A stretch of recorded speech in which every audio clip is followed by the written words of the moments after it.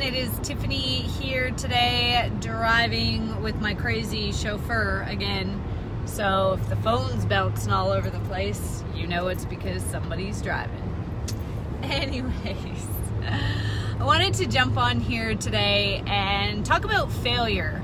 I have been thinking a lot about failure and listening to a lot of Brené Brown's work recently. She's just come out with a really awesome Netflix special about vulnerability, and I was listening to one of her TED Talks the other day, again for like the 50th time, about how shame makes us fear failure, and shame keeps us in this place of taking action because of our past mistakes or our past failures, and it stops us from taking action in the future and doing what it is that we know that we need to do to go to that next level.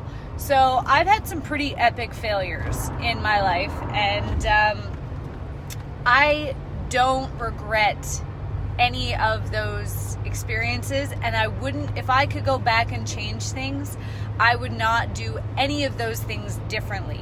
Those times where I hit rock bottom, those times where I lost it all, I wouldn't do anything differently. And a lot of people think I'm crazy when I say that, except that I know the lessons that I got from that point, from those times.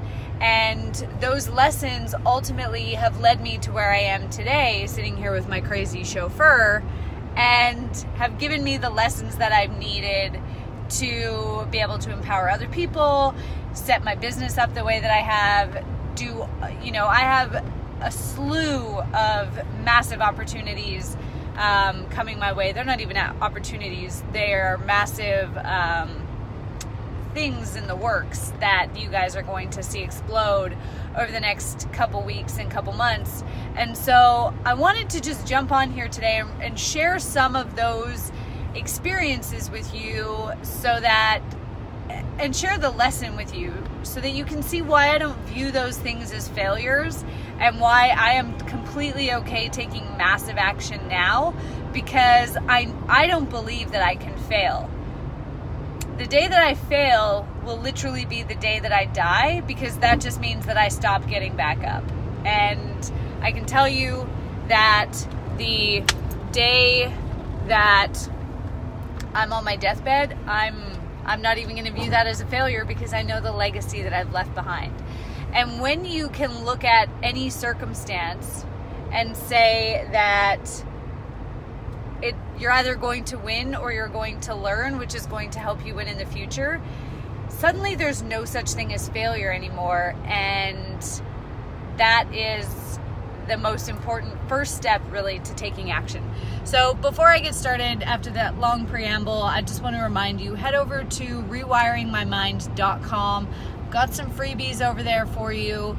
It is well worth your time to join me at a live event so that we can get rid of your fear of failure and you can start taking massive action. And I'm not just talking about in business, I'm talking about in health, relationships, the whole 9 yards. Wherever you have a fear of failure right now, like, let's just get rid of that, and so you can start taking action. So one of the biggest failures I had, and was really the first time that my life hit rock bottom and I lost it all, was when I was living in Australia. Long story short, a lot of people have heard my story. If you haven't heard my story, buy my book. You can get it for like 99 cents on Amazon, and I outline it all in there. But I was living in Australia. I had been with my partner at the time for 3 years, and I found out that he had a girlfriend in another state on the same day that I found out I was pregnant. He was actually away with her. I thought he was at a job interview, and he was away in another state with her. I was gone by the time he got back, moved out, took the dog, who is my dog, took the dog, and had to start over. Now, then I ended up having a miscarriage. My body just could not handle the stress. So what I learned, that was like one of the most probably the most emotionally painful time that I've ever had. That was one of the only time in my life, like, I've actually considered ending everything, because I just didn't know how I was going to deal with the pain. I'm in Australia, my family is in Canada. Had nothing. I had no money to go back to them. They weren't able to come down to me. And so there was just a lot of like not good stuff. And what I learned from all of that like nonsense that happened in a very short period of time, where I felt like life was just beating me down, was firstly, I knew that I had settled in that relationship. I knew, I had this gut feeling that there should be more, right? Like, you shouldn't just live paycheck to paycheck. You shouldn't have to argue to have somebody help you with the dishes every day. You know, it, like, life just shouldn't be that blah and difficult. And yet it was. And so, and I remember thinking that I had points in time where I was like, is this it? Like, am I really in love? Other people told us that we were the perfect couple. We had married couples telling us they wished that they had what we had. And so I believed that that's what it was. But deep down inside, I knew it wasn't. And I didn't want to hurt him. And so I stayed. And so I learned at that point that it is never worth it to stay if your gut is telling you that this is not the right person for you. I also had gut feelings that something wasn't right, that there was some lies going on. Except he knew me well enough to play me. He knew that marriage and the proposal and everything that goes with that was sacred to me, and I wanted the proposal to be a secret. And so anytime that I would question where he was or what he spent this random money on or whatever, he would always say, well, I was looking at a ring, and I would just stop the conversation, right? So he learned how to play me like a fiddle and get me to shut up real quick by bringing up things like that, and that stopped me from getting answers to the questions that I had. And so I've learned to listen to my gut, and if it tells me something dodgy is going on, figure out what that dodginess is. And I learned that I have to set boundaries. I learned so much, like we'd be on here for like 2 hours if I went through everything that I learned in that.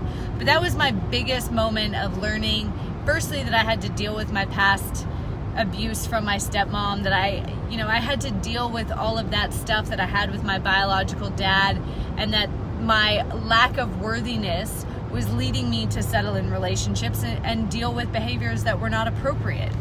I wasn't being treated how I felt I needed to be treated. I've had a number of friends say to me, I wish you hadn't wasted 3 years on him. And the thing is not a single day, not a single second in that year was a waste. Because if we hadn't been together for 3 years, if I hadn't been so emotionally, financially, just totally invested in that relationship, it would not have made me stop and look at my behavior the way that it did. Here's the thing. Pain is our biggest catalyst for change. We will not make change in our life until we are pushed to make change. Until the pain is so unbearable that we have to change. I'd had plenty of terrible relationships before that, but none of them were long enough for the pain to be that excruciating that I was forced to look at myself and say, what do I need to change? And so there was not a second in that 3 years that was wasted. Had it been any shorter, I don't know that I would have gotten the message that I needed. The second time I hit rock bottom, I learned to trust my gut about business partners. I learned to pay attention to the red flags. I learned to not have this delusion of, okay, this person is bad-mouthing everybody else, but they would never do it to me. This person is shady and dodgy towards everyone else, but they would never do that to me. This person, pulls power plays, and if I disagree with them, they call me delusional, but they're just passionate and emotional. It taught me to not look at somebody's potential and to look and evaluate somebody with the behavior that they are showing me now. If somebody lies to other people, if somebody badmouths other people, you can bet your butt they're going to do it to you at some point in time. If somebody is dodgy and shady towards other people, you can bet your butt they're going to do it to you at some point in time. So that made me recognize and learn a lot of lessons in business, that I can't rely on anybody else to read contracts, that I need to read them myself and understand them. I need access to the business bank accounts.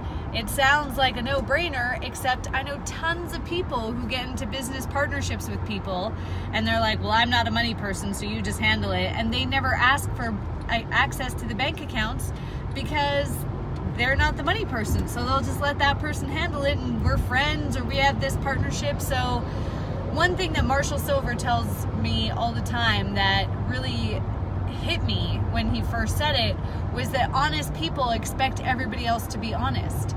And what I learned from that second time hitting rock bottom is that I have to evaluate people based on the behavior that they're showing me, not based on what I believe is possible for them, or the potential that I see, or the love and care that I have for them.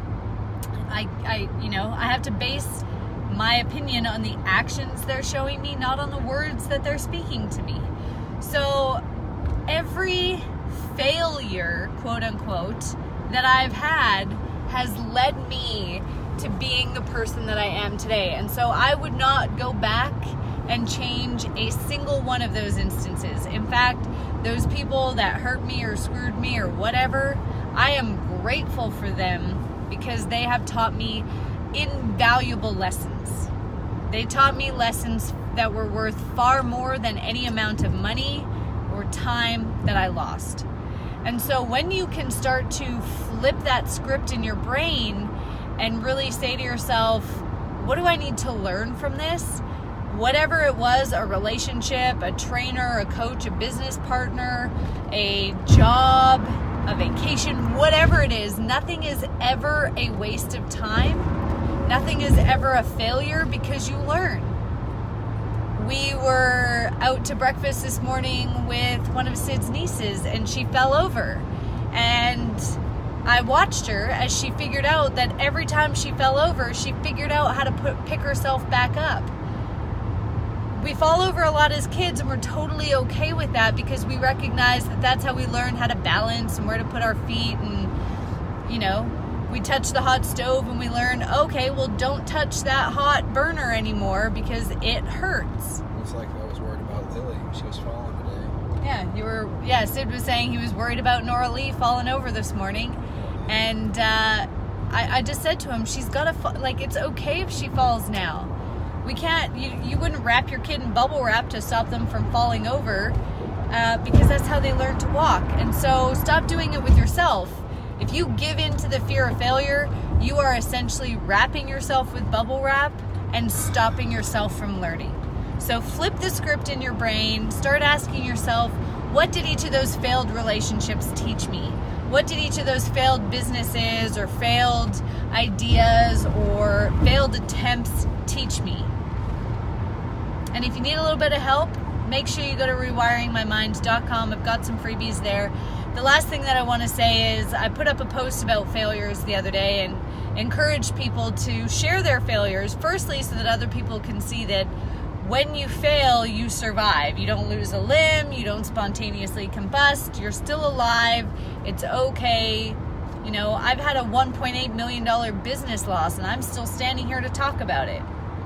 So failure is not this scary thing that we make it out to be. One of the people that commented on that post, they said, this was my failure. And I asked them, what was the lesson? And they made an interesting comment and they said, well, I keep getting told that none of my business ideas are going to work out. And then I have that record playing in the back of my head when I attempt to do something on my own, or I attempt to do something different and action one of these ideas, and then the business never works out or the idea never works out, and maybe I should just listen to those people. For me, if you go into anything with somebody else's voice in the back of your head telling you you're going to be a failure, it's not going to work out. You're not going to be fully invested. You're still going to be sitting half on the fence. You're not going to go all the way in on yourself. And so my suggestion was, maybe you need to stop listening to that stuff and like fully back yourself. Maybe that's the lesson in this. Maybe you need to protect your ideas. As much as I talk about sharing your goals, I also know that you need to share your goals in the right setting. I don't tell just anybody my goals.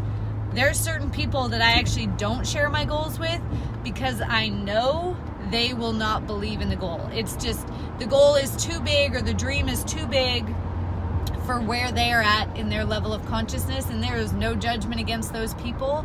I just recognize that I see things from a different level.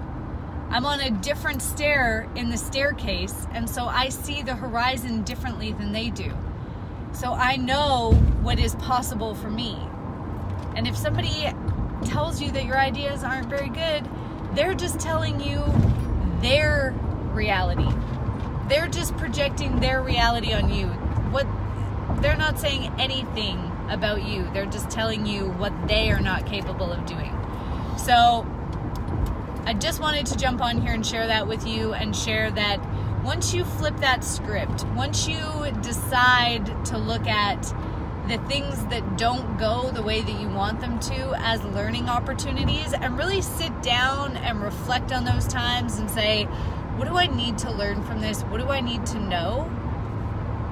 Everything will change. Your comfort zone will grow massively, and you'll be able to start taking a lot more bigger action because you won't be as scared of it anymore. Make sure you head to rewiringmymind.com, and I will talk to you all soon. Bye.